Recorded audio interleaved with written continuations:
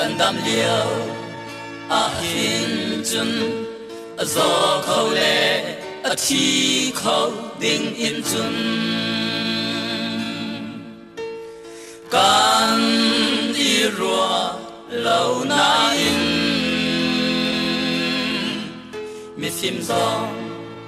an thi mi rum mi lian ngan zong an luat hay lâu ni khát chu khan mual kan liam ko la dung zal am hun mi khrau nun nagram velai ta sa in phakho asil lo khrau ram a chun khrau mui sam in kan leng lai Jerusalem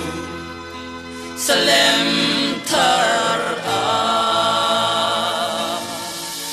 sole pa suye mun kan ngai liao le kan rum liao a hin chun si fa khâu ti lâu bang sim han se mi rum le mi lian ngan zong sung le zatlak nak mi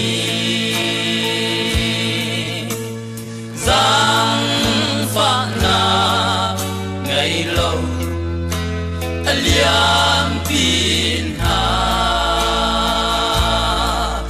dung zal a mun mi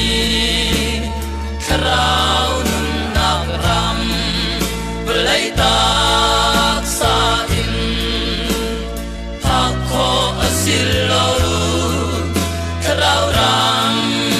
a chun khrau mui sam in kan leng la Jerusalem thar a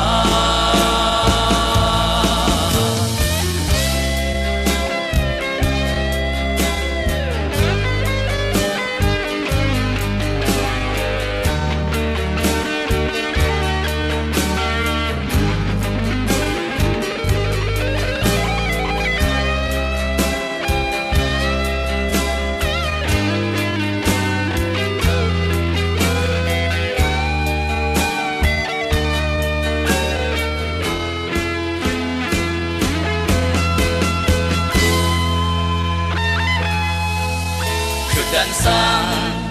chung thu in up tu beng tu huai tu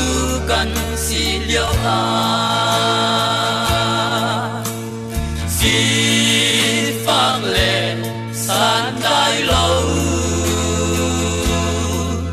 zai da lâu